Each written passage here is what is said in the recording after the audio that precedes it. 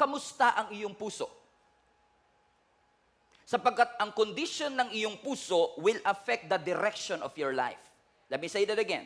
The condition of your heart will affect the direction of your life. Gagawin ni Satan ang lahat para pagurin ang iyong puso. Para ikaw ay sumuko. Para ikaw ay mag-quit. Kasi kung si Satan, gagawa siya ng paraan para panghinaan ka ng loob, i-discourage ka, at kung hindi ka makuha ni Satan sa isang suntok, papaguring ka niya hanggang ikaw na mismo ang sumuko. If Satan cannot knock you out with one punch, he will wear you down. Hindi po ako boksingero, pero isa sa mga strategiya ng mga boxer is that kung hindi man nila mapabagsak sa isang suntok ang kanilang kaaway, amen, papaguri nila ang kanilang kalaban para yung kalaban na mismo ang manghina at siya na mismo ang sumuko. Hindi ho ba napapansin ninyo na marami sa atin at maraming mga Christians nowadays, although may pananampalataya sa Panginoon, pero kapag sila ay na-burn out at na-worn out, sila na mismo ang susuko at magsasabi, Pastor, I love the Lord. Pastor, I want to follow Jesus, but I cannot take this anymore. I want to quit and I want to surrender. Napakahalaga po ng ating puso pagdating sa ating buhay. Hindi po pwedeng naglilingkod ka sa Diyos na walang puso ang iyong paglilingkod. Hindi po pwedeng sinasabi mong mahal mo ang iyong asawa pero wala kang puso doon sa sinasabi mong mahal mo ang iyong asawa. Hindi po pwede. Sinasabi mong nananampalataya ka sa Panginoon pero ang puso mo ay wala sa Panginoon. Napakahalaga ng kondisyon ng ating puso. Ang sabi ng Biblia sa Proverbs 17 verse 22, a joyful heart is good medicine, but a broken spirit dries up the bone. Everybody read that with me. A joyful heart is good medicine, but a broken spirit dries up the bone. Akalain mo to. Minsan naghahanap pa tayo ng iba't ibang mga gamot, pero yung masayang puso po pala ay isa ng uri ng gamot. In fact, mga kapatid, kung ano ang nangyayari sa puso mo, lumalabas sa mukha mo. Tingnan nyo nga po ang mukha ng inyong katabi. Tingnan nyo, base po sa kanyang mukha bang masaya ang kanyang puso? O mukhang depressed at hinang-hina ang kanyang puso? In fact, sa ibang translation ho ng passage na binabasa natin sa Proverbs 17, ang sabi po doon, a joyful heart, you can see it in their countenance. Yung pagiging maligaya ng ating puso ay kitang-kita sa kabuuan ng ating pagkatao. Posible kasi mga kapatid na may mga kasama tayo sa bahay, may mga kasama tayo sa church, they have smile on their faces, but they are hurting on the inside. Or I'd like to put it this way, marami sa atin, pangiti-ngiti lang, but you are dying on the inside. You are broken on the inside. You are empty on the inside, and even worse, you are losing your faith on the inside. I've talked to a lot of people already. Marami pong lumalapit sa amin para humingi ng advices. Pero napansin ko po, na hindi lahat ng lumalapit para humingi ng advice ay humihingi talaga ng advice. Hindi lahat humihingi ng wisdom. Hindi lahat ay humihingi ng direction sa buhay. May mga tao naghahanap lang ng atensyon. Does it make sense? By the way, andito lang ako, hindi ako aalis anytime. Kung gusto niyo po mag-amen, magsabi lang ho kayo. Because we want, syempre gusto natin, kaya tayo nakikipag-usap sa ibang tao because we want whatever is wrong and broken in our life ay ma-fix. Pansinin ho ninyo, na sa salitang broken, nandun yung okay. Kasi minsan madaling magpanggap na okay ka kahit broken ka. Na kahit broken ang iyong puso, sasabihin natin, I'm okay, I'm blessed and highly favored. Pero ang sabi ng scripture, yung merry heart, yung puso na maligaya, yung puso na punong-puno ng joy from within, is a good medicine. Pero ang sabi rin, nung isa pang part ng passage, pero yung broken spirit, everybody say broken. Pero yung broken spirit nakakatuyo ng buto. Now, I don't know, how come na ang ating broken spirit ay nakakapagpatuyo ng ating buto? Now, I know, nabasa ko po na ang ating pong palang dugo ay mina-manufacture. Watch this. Ang ating dugo ay mina-manufacture sa ating buto. At kailangan mo ng tubig para makabuo ka ng dugo. Ibig sabihin, ang blood natin ay nangangailangan ng maraming tubig. So in essence, when you say a broken spirit could dry up the bones, that's exactly what I'm trying to say nung sinasabi ko kanina, na kapag ang spirit mo ay broken, nakaka-epekto ito sa iyong katawan. Ibig ko sabihin, kapag durog ang puso mo, kapag may mali sa puso mo, kahit pa ang dugo kailangan ng tubig, hindi tubig ang solusyon para maayos ang iyong puso. Hindi porket uminom ka ng tubig, maaayos ang iyong puso. Minsan pa naman tayo pag umiiyak, di ba? Huwag ka mag-alala, sis, kaya mo yan, uminom ka ng tubig. Okay? Hindi, para naman yung kasi hinihingal siya eh, di ba? I get the point. Pero napansin nyo ba mga kapatid, hindi porke puno ang pantog, puno ang puso. You could be smiling on the outside, but your spirits are broken. Your soul is broken, and your heart is broken. And when I was studying this, mga kapatid, God showed me the life of David once again para ipakita ho sa atin yung journey ng kanyang puso. Mula sa inanoint siya ng Panginoon sa 1 Samuel 16 hanggang siya ay i-appoint para maging hari ng Israel. Marami po sa atin, in fact, kahit hindi po kayo Christian, marami ho sa atin ang pamilyar sa buhay po ni David na mula sa pagiging shepherd ay naging hari. Nag-antay po siya ng 15 taon. Everybody say 15 years. 15 years mula dun sa season of anointing hanggang dun sa kanyang seasons of appointing. Nung siya ay tinawag ng Panginoon, walang nakapansin at walang nakahalata na si David ay may potensyal. Nawala ang anointing kay Saul, nilipat na sa bagong hari daw, pero hindi alam ni Prophet Samuel kung sino iyon. Kaya nung pumunta si Prophet Samuel sa bahay ni Jesse, na tatay ni David, pinakita niya yung kanyang mga anak. 8 kasi yan eh. Yung 7 anak niya, si Eliab, si Abinadab, lahat yan ibinandera niya kasi sila yung mga pogi, sila yung malalaki ang katawan, sila yung mukhang hari. Pero ang sabi ng Panginoon sa 1 Samuel chapter 16 verse 7, watch this. But the Lord said to Prophet Samuel, pay no attention to how tall and handsome he is. Sabi mo sa katabi mo, hindi porket matangkad, pinipili ng Lord. So, hindi rin porket matangkad, pipiliin mo na rin. Hindi porket pogi, ay pipiliin na ng Panginoon. So, hindi porket pogi, pipiliin mo na rin. Buti na lang, kahit hindi tayo masyadong pogi, may pumili sa atin. Yung palakpak nyo, parang na-insulto ako ng konti. Huwag kang titingin porket matangkad siya o pogi siya. Bakit? I have rejected him. Because I do not judge as people judge.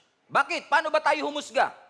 We look at the outward appearance, but God looks at the heart.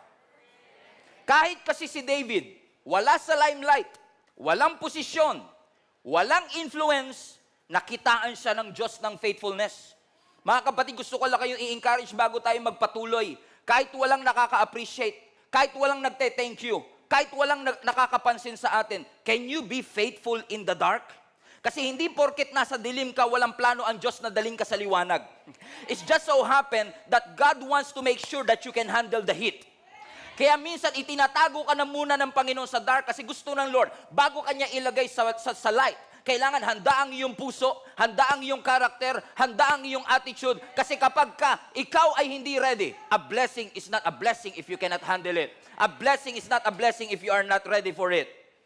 Kaya minsan sasabihin natin, Pastor, gustong-gusto ko na talaga. Sasabihin natin sa Lord, ibigay mo na. Ang sabi ng Panginoon, I know you want it.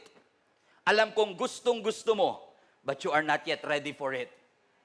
May plano ang Lord kay David. Pero sa kabila ng lahat ng bagay, hindi siya minadali ng ating Panginoon na dalhin sa trono.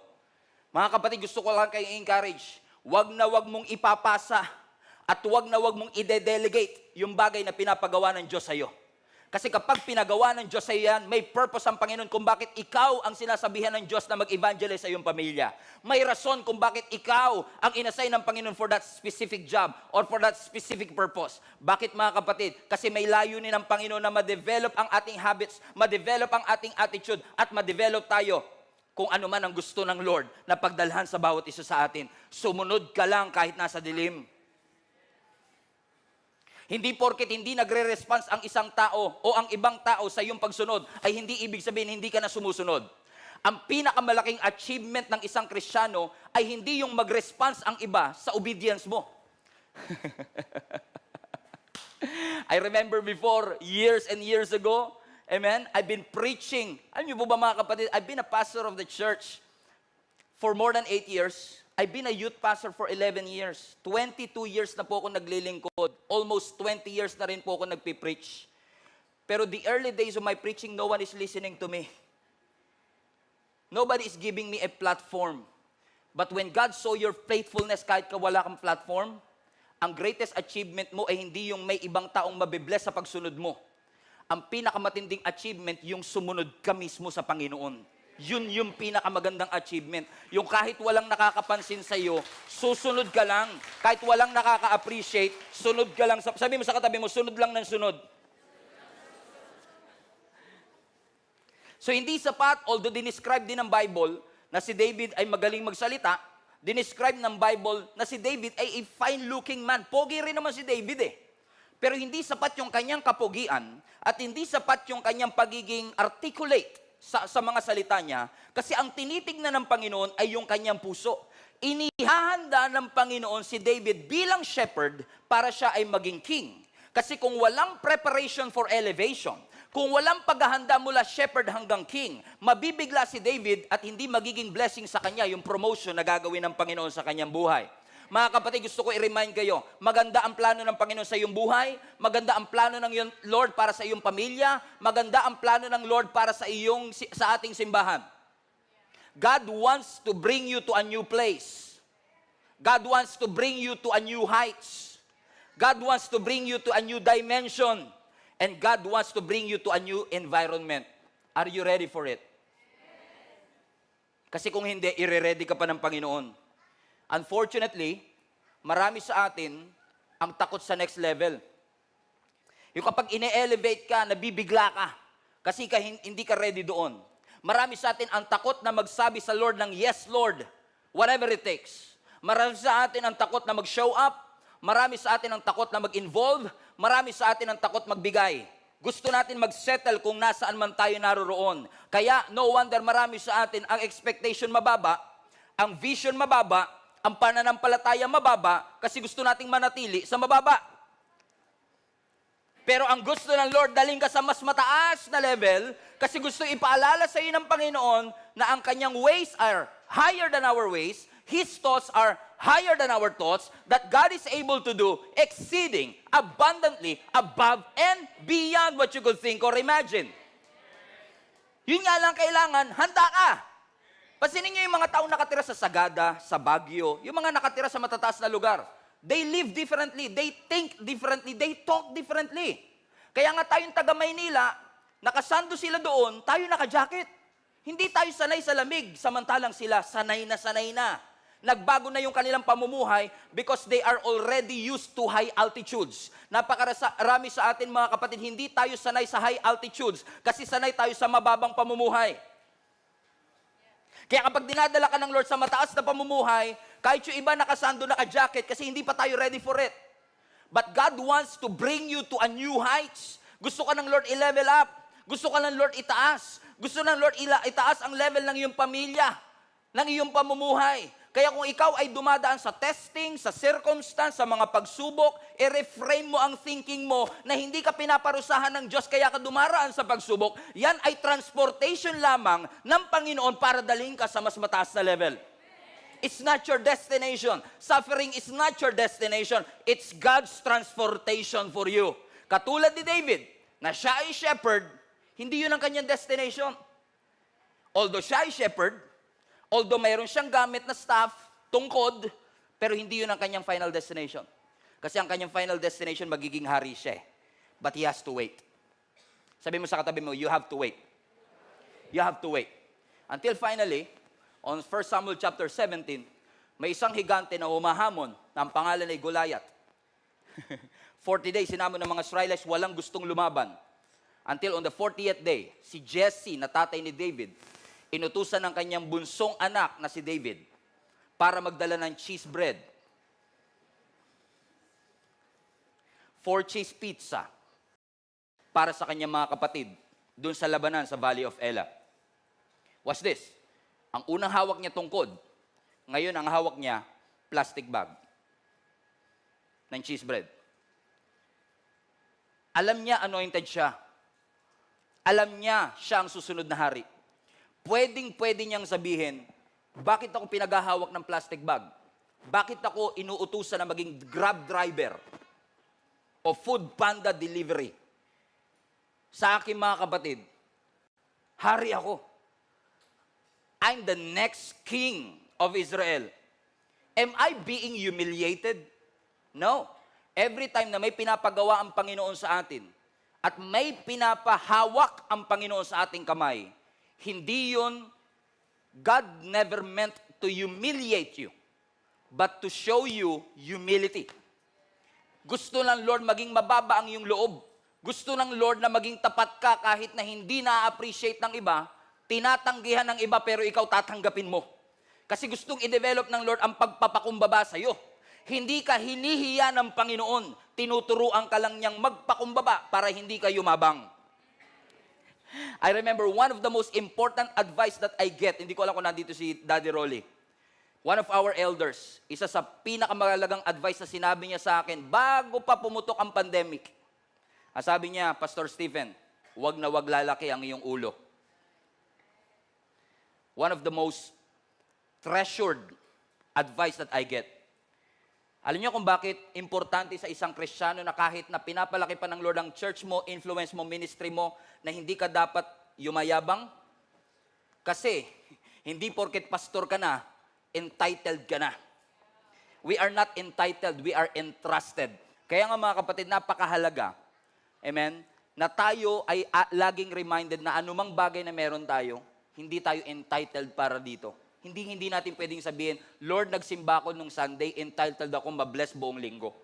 Lord, nagpray ako ng mahaba kahapon, entitled ako makakuha ng ganito. Lord, nag-antay ako ng 15 years, entitled ako makakuha ng gwapong asawa. No, you are not entitled. Whatever you have, your family, your ministry, whatever gifts and talents, personality that you have, all of these things are entrusted by God.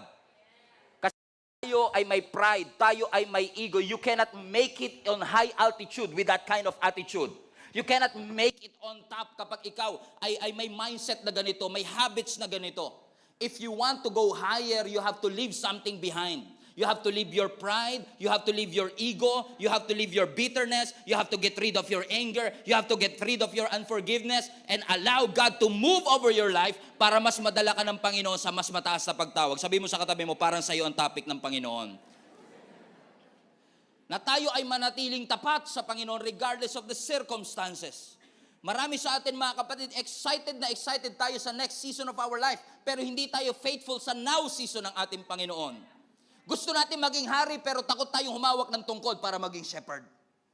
Gustong-gusto natin maging hari at excited tayong maging hari pero takot na takot tayong humawak ng plastic bag ng cheese bread at maghatid ng tinapay para sa ating mga kapatid. Pero may itinuturo ang Panginoon sa atin mga kapatid, anuman ang ilagay ng Lord sa iyong kamay, dapat ang iyong puso ay laging surrendered sa pinapagawa ng ating Panginoon. Magpakumbaba, sabihin lang natin, yes Lord, I'm gonna follow you whatever it takes. Until pagdating niya sa Valley of Elah, nakaharap niya si Goliath na higante. Ano sabi na scripture sa 1 Samuel 17? I'm taking you through 15 years. In 15 minutes. Pag-pray niyo ako. Nakaharap ni David si Goliath, a Philistine warrior. Pero I love what he said. Habang ang lahat ng mga Israelites ay takot na takot, ang sabi ni David sa lahat ng mga taga-Israel, don't lose your heart. Don't lose your heart. Don't lose heart. Huwag kayong mapanghihinaan ng loob. God is with us. Sino ba yung uncircumcised Philistine na yan that is mocking the armies of the living God? Supot yan eh. Ba't kayo nagpapatakot sa kanya? Ako ang lalaban sa kanya. He was so brave. Matapang siya. At dahil sa tapang niya, at siyang lumaban, inanoy siya ng Panginoon, in-enable siya ng Panginoon, natalo niya si Goliath, at dahil sa pagkatalo niya kay Goliath, he rose in strength and he rose in fame. Sumikat si David. Naging kilala si David sa buong Israel. To the point, mga kapatid, na ang mga Israelites ay gumawa ng kanta patungkol sa kanya kahit hindi siya yung hari. At nag-create ng jealousy, selos, sa puso ng hari na si King Saul. Kasi ikaw ang hari, pero ina-admire ng tao si David. In essence, may division. Naalala ko sa New Testament, may ganyang case din. Kung kilala niyo si Apollos sa Acts, si Apollos ay isa sa mga apostol ng New Testament Si Apollos, ang sabi ng maraming Bible scholar, ang description sa kanya is silver tongue speaker, silver tongue preacher. He's an eloquent speaker. Magaling siya mag-preach. He was excellent in whatever he do. Pero, nung siya, dahil sa kanyang galing, dahil sa kanyang talento, nagkaroon siya ng mga followers sa loob ng Church of Corinth. Now, you have to understand this. Si Paul ang nag-pioneer ng church in Corinth.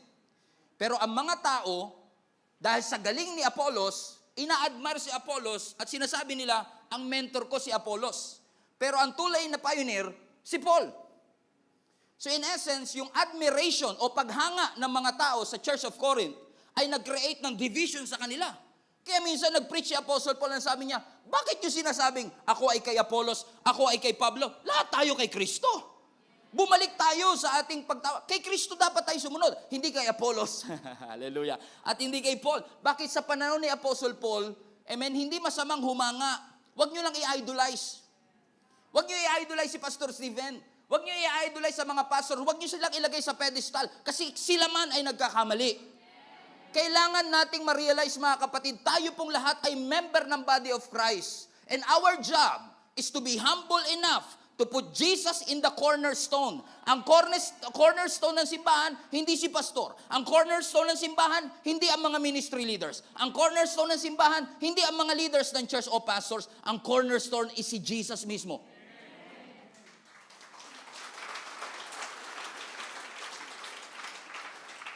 And I heard another preacher, ang sabi niya, kung si Jesus ang cornerstone, bakit gusto mong nasa ibabaw? Ano nangyari kay King Saul? Dahil sa kanyang selos kay David. Kasi yung mga babae sa Israel gumawa ng kanta para sa kanya, yung kanyang jealousy ay naging murderous. Pinursu niya si David kasi gusto niyang patayin si David. Hanggang sa kakapurso niyang mapatay si David, eventually, si Saul mismo ay namatay din. But, watch this. Pero kahit na si David, ang anointed at that time, he never forced his way to his throne. Hindi niya puwersa na mapunta siya at maging hari kagad siya. Nirespeto niya ang sovereignty ng Diyos.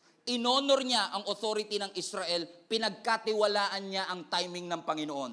Wag nating mamadaliin yung bagay na gusto nating makuha. Kasi sa tamang panahon, everything is made beautiful, ang sabi ng Scripture, in its time. Sa tamang panahon, makukuha mo yan. Sabi mo sa katabi mo, pray ka lang, makukuha mo rin yan. Ang ganda ng puso, kaya pala. Ang sabi ng Scripture, hindi ako tumitingin sa panlabas, kundi sa kanyang puso. Bakit? Napaka-genuine ang puso ni David eh. In fact, napaka-genuine ang kanyang puso, na even in the New Testament, ang sabi ng Scripture, sa isang preaching ni Apostle Paul sa Acts 13, verse 22, and when he had removed him, he raised up for them, sino daw? David. So nung tinanggal si Saul, ang ni-raise up, sino? Si David, to whom also he gave testimony, and he said, watch this, I have found David, the son of Jesse, a man after my own heart, who will do all my will. Kaya pala, ang puso ni David ay genuine kasi gusto niya at ginagawa niya ang kalooban ng Panginoon. How many among you admire, inahangaan niyo ang puso ni David at gusto niyo magkaroon ng ganitong klaseng puso? Taas nga po ang kamay, real quick. Amen. How I wish, masasabi din, pagkawala na tayo at magkaroon siguro ng Bible, si Kyle, a woman after God's own heart. Si Stephen, a man after God's own heart. Grabe, no? Para sabihin na ang iyong puso o ikaw ay malapit sa puso ng Diyos. Wow! What an honor of a lifetime. Correct? Pero hindi porket si David ang man after God's own heart ay perpekto na siya. Nagkamali at nagkasala pa rin siya. Kasi ang sabi ng Scripture, nung siya ay nag-grows in strength at nag-grows in fame, one day, after 15 years, siya ay naging hari ng Israel.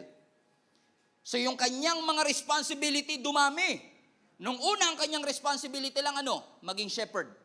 Next, ang kanyang responsibility, maging grab driver. Food panda. Maghatid ng pagkain sa kanyang mga kapatid. Ang next na naging responsibility niya, patayin si Goliath. Correct? Iba-iba ang kanyang responsibility until siya ay naging king of Israel. Palapakan natin ang Panginoon. And I don't know what happened. Pero ang sabi ng scripture, one day o one night, habang ang buong Israel ay nasa labanan, watch this, si David ay nagpaiwan sa kanyang bahay. Ulitin ko ulit. He was a king, pero nung time na nasa gera ang buong Israelites, si David ay piniling maiwan sa kanyang bahay. What happened there? Nung gabi na yon, lumabas siya sa kanyang balcony at may nakita siyang babae na naliligo. Babae na nagte-take a bath, na ang pangalan ay Bathsheba. Amen? Nagte-take a bath, ang pangalan ay Bathsheba. Pinatawag niya si Bathsheba, sinipingan niya kahit may asawa si Bathsheba at nabuntis si Bathsheba. He failed. David, a man after God's own heart. Si David na pure ang puso. Si David na malapit sa Panginoon, nagkasala ng malaki sa harapan ng ating Panginoon. Nung nabalitaan ito, nung ito'y nireveal ng Lord kay Prophet Nathan, kinausap ni Prophet Nathan si King David, kinonfront siya sa kanyang kasalanan, but thank God, si David nagrepent sa ating Panginoon. And then sinulat niya ang Psalms 51 verse 10. Everybody read this with me. Create in me a new clean heart, O God, filled with clean thoughts and right desires. Sa ibang translation, create in me a clean heart, O God, and renew a right spirit within me. Now hold on. How did it happen? Nang isang 15 years old boy na sinabihan ng Bible, hindi ako tumitingin sa panlabas na appearance kundi sa kanyang puso kasi ginagawa niya ang kalooban ko. How come na ang isang David na sinabihang a man after God's own heart is the same David na nananalangin, Lord, palitan mo ang aking puso. Create in me a clean heart, O God, and renew the right spirit within me. What happened to his heart? Ano ang nangyari sa kanyang puso? Puso na hinahangaan, puso na malapit sa Diyos, ngayon puso na gusto niyang papalitan dahil sa kanyang pagkakamali. Hindi ba ganito ang istorya natin, mga kapatid? Marami sa atin ang nagsimula na pure. Pero unti-unti, habang tumatagal, natitempt tayo na mag-focus hindi sa pinapagawa ng Panginoon, kundi sa mga bagay na nararanasan natin sa ating buhay. Posible nga kaya, mga kapatid, na minsan sa ating paglilingkod, sa ating pagsisimba, na nung una ang focus natin ay laging nasa Panginoon, pero ngayon ang focus natin, ano ang mga ginagawa ko? Ano ang mga dapat kong gawin sa ministry? Ano ang mga laman ng aking kamay? Ano ang mga tools na meron sa akin? Mga kapatid, tatandaan po ninyo ito. Your heart will always regulate your hand. Kapag tama ang puso, magiging tama ang iyong mga ginagawa. Dinidiktahan ng iyong puso ang gagawin ng iyong kamay. Your hand and your heart is connected to each other. Nakakatakot, mga kapatid, kapag ang kamay natin ay punong-puno ng responsibility, pero ang puso natin ay empty mula sa ating Panginoon. Watch this. Si David, nagsimulang shepherd, walang masyadong responsibility. Pero habang tumatagal, na siya ay napopromote, na siya ay sumisikat, na siya ay nag-grows in strength, na siya ay napunta sa palasyo, puno ang kanyang kamay, pero ang puso niya gusto niyang papalitan. David has a full hand, but empty heart. Worn out ang kanyang puso. Nagkamali sa harapan ng ating Panginoon. If you got full hands and worn out heart, you are in trouble. Kapag ang kamay mo punong-puno pero ang puso mo ay tuyot na tuyot, you are in trouble. Kapag ang kamay mo nakataas pag nagpupuri pero wala ang puso mo sa iyong pagpupuri, you are in trouble. Dinadaya lang natin ang ating sarili, mga kapatid. Kapag busy tayo sa mga responsibility natin, pero nakalimutan nating ilapit ang ating puso sa ating Panginoon. Kasi anumang ginagawa ng puso mo ay connected sa ginagawa ng kamay mo. It's possible to look whole on the outside but broken on the inside. Kahit malakas, may breaking point. Kahit malalakas, kahit tatay, may limitation. Kahit nanay ay may limitation. At minsan kapag tayo ay hindi naging aware na alagaan ng ating puso, posibleng maging outlet ng iyong brokenness ay yung pamilya mo. Ang maging outlet ng iyong brokenness ay yung anak mo at asawa mo. Nagiging irritable at magagalitin tayo minsan because we don't want to admit that our heart is not okay. Kaya napakahirap minsan maging pastor, maging leader, maging nanay, maging tatay kasi mahirap aminin that you are also broken from within. Bilang tatay, punong-puno ang kamay mo ng responsibility, pero ang puso mo ay tuyong-tuyo. Ang iyong kamay ay punong-puno ng mga bagay na pinapagawa ng Panginoon, pero sa totoo lang, you are dying on the inside. Katulad ni David, a man after God's own heart, hinangaan sa kanyang puso, pero marahil sa dami ng kanyang responsibility, nakalimutan niyang alagaan ng kanyang puso. Kaya sabi niya sa Psalms 51, Lord, create in me a clean heart and renew a right spirit within me. For I know that my hands are full. At kung gusto ko na magawa ang pinapagawa mo at manatiling full ang aking kamay, hayaan mong kung paanong puno ang aking kamay, dapat puno rin lagi ang aking puso. And I will illustrate it to you this way, mga kapatid. Kasi tayo, bilang nanay at bilang tatay, napakarami nating mga responsibility sa ating buhay. Pero ngayon, God wants you not just to focus on the responsibilities in your hand, but to guard and take care of your heart. Is as a father, as a mother, napakahalaga that we know how to regulate, we know how to take care of our heart.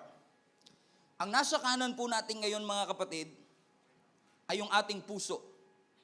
Ang nasa kaliwa naman ay yung ating mga kamay. Alam mo si David, nung nag-i-start siya sa ministry, nung siya ay inanoint ng Panginoon bilang shepherd o bilang king, wala siyang masyadong responsibility. Meron lang siya puso. Tama? Bakit? Ang sabi nga ng Lord, di ba? Hindi ako tumitingin sa panlabas na appearance, kundi ang aking tinitignan ano daw? Puso. Ibig sabihin, ang puso ni David, kompleto, puno. Pero habang tumatagal, na siya ay binibigyan ng mga responsibility, na siya ay lumaban kay Goliath, na siya ay nagdala ng cheese bread sa kanyang mga kaibigan. Ang problem natin madalas, mga kapatid, pag dumadami ang ating mga responsibility, pino-pour out natin yung ating puso, correct? Hindi naman po pwedeng gumagawa ka ng responsibility mo na hindi mo binubuhos ang puso mo sa anumang bagay na ginagawa mo. Nung nagsisimula kayong mag-asawa, punong-puno ang puso mo, wala pa kayong masyadong responsibility. Nung nagse-celebrate pa lang kayo ng first months, mahal na mahal mo siya, punong-puno ang puso mo, at dahil wala ka pang masyadong responsibility, lahat ng monthsary may date kayo. Nung nag-enroll ka pa lang sa school, excited na excited ka, bago pa ang uniform mo, bago ang mga school supplies mo, wala ka pang masyadong responsibility kasi grade 1 ka pa lang. At sinasabi ng teacher natin, o gawin nyo to, assignment natin to, kaya binubuhos mo ang puso mo sa pag-aaral mo, sa negosyo mo, sa trabaho mo, sa business mo, hanggang sa punong-puno na ang iyong mga kamay ng responsibility na nakalimutan mo, teka lang, wala na nga pala akong puso para sa aking ginagawa. Ang nangyayari, buhos tayo ng buhos sa mga responsibility natin, binubuhos natin ang lahat sa ating mga anak, ibinubuhos natin lahat sa ating asawa, binubuhos natin sa ministry, binubuhos natin sa negosyo, pero nakalimutan nating alagaan ang ating puso. Ang kalendaryo mo punong-puno, pero ang puso mo empty.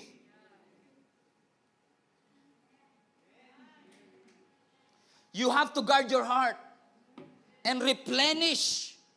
Every time na ikaw ay may responsibility, every time pinopromote ka ng Panginoon, every time na dinadagdagan ng Lord ng responsibility, at pumupunta ka sa bagong season, every time na nagkakaroon ka ng bagong tools. Si David, ang una niya lang tool, sling, yung tungkod. Nung naghahati siya ng pagkain, hawak niya? Plastic bag. Dalawa na tools niya ngayon. Yung tungkod, yung plastic bag. Pagkatapos ito, nilabanan niya si Goliath, ano ang tools niya? Yung slingshot. Nung siya'y naging hari, nagkaroon siya ng sword. Nagkaroon siya ng crown. Iba-ibang season, iba-ibang tools. Pero hindi niya kinalimutan yung kanyang pagiging shepherd. Dala niya lahat ng tools. Ang dami niyang responsibility. Shepherd siya, delivery boy siya, king siya, tatay siya. Pero nakalimutan niyang i-replenish ang kanyang puso. And many of us, watch this. If your hands are full and your hearts are worn out, it's a dangerous place to live. It's very dangerous kapag ang kamay natin ay punong-puno, pero ang puso natin ay walang laman. Mga kapatid, gusto ipaalala sa atin ng ating Panginoon ngayon, alagaan mo ang iyong puso. Kung gaano kapuno ang kamay mo, dapat ganun kapuno ang puso mo. Hindi po pwedeng marami kang schedule, marami kang activity, pero ang puso mo ay hindi mo nire-replenish. Kaya napakahalagang umaating ka sa church, gaano ka man ka-busy. Napakahalagang nagbabasa ka ng Bible, gaano ka man ka-busy. Wag mong kakalimutang manalangin, gaano ka man ka-busy. Kasi every time na nagbibigay ka sa business mo, nagbibigay ka sa pamilya mo, nagbibigay ka sa ministry, nauubusan ka sa puso mo. Kailangan mo siyang i-replenish. So every time you come to church, you read the Bible and you pray, your heart, through His presence, are being filled. Yung emptiness, yung kakulangan, yung pagkasaid, ay pinupunan ng ating Panginoon. Buti pa, yung ating mga gitara minsan nakatono, pero yung puso natin, wala sa tono. Napaka-busy natin madalas na wala na tayong time para ipahinga ang ating mga puso. At magtataka na lang tayo, how did I get here? Dati ang punong-puno ng puso ko, excited na excited ako sa ministry. Lagi ako maaga sa ministry. Lagi ako nagsisimba, linggo-linggo. Pero sa dami ng responsibility, sabi pa nga natin, Lord, pagpalain mo ko. Lord, i-bless mo ang business ko. Lord, sana magkaroon ako ng sari-sari store para magkaroon kami ng pang-araw-araw na panggastos man lamang. Nung nagkaroon ng sari-sari store, pinalaki ng Lord ang sari-sari store, in-invite mo sa church, ate, punta ka sa church, ay hindi ko masara yung tindahan ko kasi sayang naman yung bibili. Buti pa yung bibili, inasikaso, yung nagbigay ng tindahan, nakalimutan.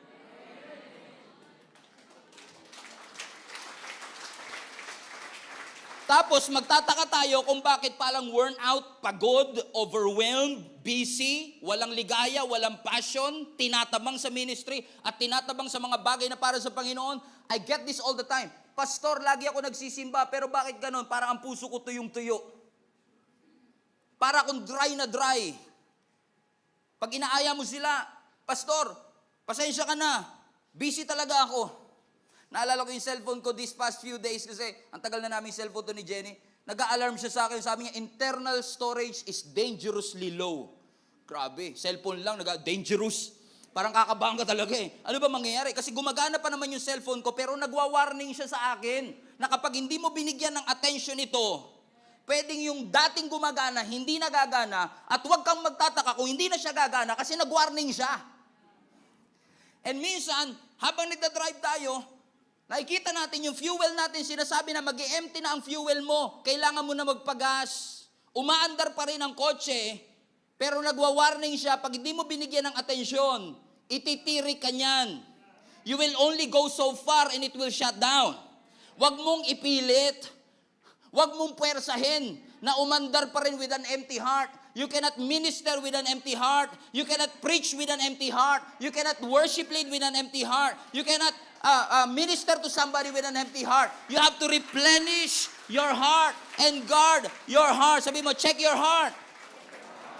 Bakit dangerous mga kapatid? Kasi kapag ang kamay mo ay punong-puno ng responsibility, pero ang puso mo ay said na said, para lang mapunan yung puso mo, gagawa ka ng paraan para mawala. Nagdi-distress tayo minsan. Dahil sa dami ng responsibility, stress ka na. Ako lang yata dito na i-stress pa na. Minsan sa dami ng responsibility, nai-stress ka, correct? At dahil nai-stress ka, minsan hindi mo kinukuha sa Word of God, hindi ka nananalangin, wala kang devotion sa Panginoon, saan tayo bumabaling? Pornography. You are drinking yourself to death. Lasing-lalasing ka na, ayaw mo pa huminto. Bakit? Stress ako We fall into vices. Mas pinipili pa natin yung casual sex. Because we're so stressed. And we need somebody to fill in. Nakala natin, yung kapartner natin ang makakapagbigay at makakapagpuno ng bagay na ibinuhos na natin sa iba. But only God can fix your heart. Only God can replenish that what was lost in your heart. You have to check your heart again. Dito kasi sa mundong ginagalawan natin, pag masyado kang busy, hinahangaan ka. Pasinin nyo sa opisina ninyo, wag mo kayo istorbohin, busy ako. Ay, napakasipag. Bakit? Ang daming responsibility. May kilala mo ba kayo, busy pero hindi productive? Punong-puno kasi ang kamay, pero ang puso walang laman. ina-admire ng mundo na kailangan marami kang ginagawa. Pero ang pinapaalala ng Panginoon, habang dumadami ang responsibility mo, dati nagsimula ka sa tungkod, ngayon may corona ka na. Huwag kang magpa-overwhelm sa responsibility na nakalimutan mo ang puso mo na ilapit mo sa ating Panginoon. Kasi kung hindi mo i-ignore, mababa na ang laman ng puso mo. You will only go so far. Magsha-shutdown yan. Ititiri ka niyan. Ayaw nyo naman siguro magkaroon ng pastor na punong-puno ang schedule pero walang puso. Ayaw naman siguro natin na magkaroon tayo ng mga church leaders na punong-puno ang schedule pero wala na ang kanilang puso sa kanilang ginagawa. Nakataas nga yung kamay pero yung puso hindi naman nakasuko sa Panginoon. No wonder sabi ni David, "Create in me a clean heart, O God, and renew a right spirit within me." And maybe, just maybe, David was saying, "Lord, I'm so overwhelmed with responsibilities. Yung kakulangan sa akin, nahanap ko kay Bathsheba. I fall into sin because I failed to take care of my heart." Ang sabi ng scripture sa Proverbs 4 verse 23 rather, "Guard your heart above all else." Everybody read that with me. Guard your heart above all else, for it determines the course of your life. Everybody say, above all else. Alagaan mo ang iyong puso above all else. Ano ibig sabihin ng above all else? It communicates priority. Iprioridad mo ang pag-aalaga ng iyong puso. Make sure na habang nilalagyan mo ang kalendaryo mo ng responsibility, make sure na ang iyong puso ay nire-replenish mo ng Word of God. Make sure na ang iyong puso ay inaalagaan mo. Above all else, prioritize guarding your heart.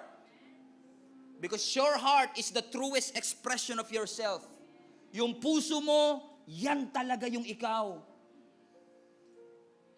Marami kang personality. You're a person with many hats. Shepherd ka na. Grab delivery driver ka pa. Harp, tumutugtog ka, musician ka. Si David, musician din. You are a warrior. And also you are a king.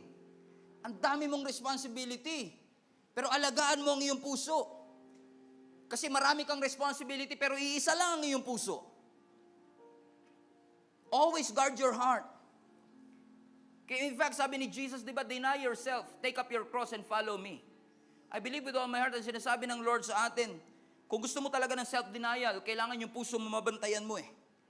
Kasi kapag ang puso natin na hindi natin binabantayan, we will fall into series of mistakes and failure. Moral corruption. We will perverse our heart, our behavior. Mawawalan tayo ng pananampalataya. Mag-focus tayo sa materialism. Mag-focus tayo sa pride natin.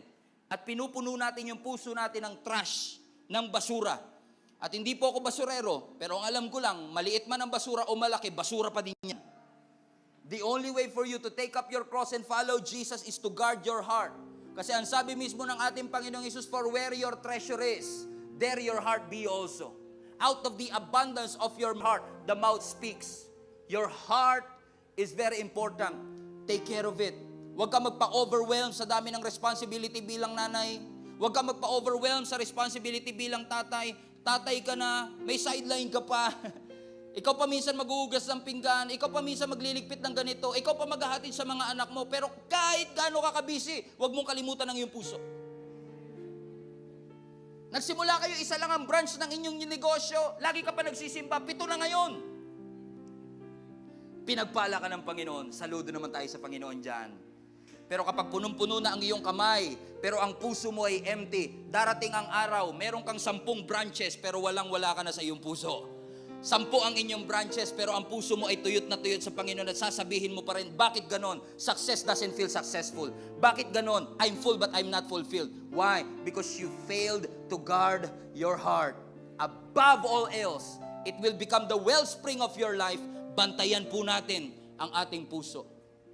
And in fact, if you are here for the first time at hindi mo kilala ang ating Panginoong Hesus, ang pagtanggap nga sa Panginoon ay nagsisimula sa puso. Papasukin mo siya. Marami sa atin pinalabas na si Lord sa puso dahil ang dami nating nilalagay dito na mga schedules natin and busyness natin. Buti pa yung ibang bagay may schedule pero si Lord wala.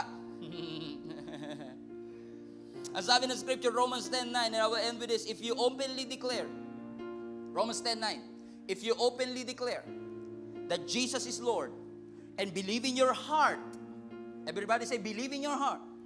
Believe in your heart that God raised Him from the dead, you will be saved. Whoa. That's how powerful your heart is. Dito nagsisimula ang relasyon natin sa Panginoon, that when we believe in Jesus Christ, you will be saved. Guard your heart, kapatid. Bantayan natin ang ating puso. Mga kapatid, let me just encourage you, wag lang basta tanggap ng responsibility. Tanggapin mo ang sinasabi ng Panginoon. And lagi ko ito sinasabi sa lahat ng kinakasal ko. Don't be so caught up with your business na mawawalan kayo ng panahon para basahin ang kanyang salita.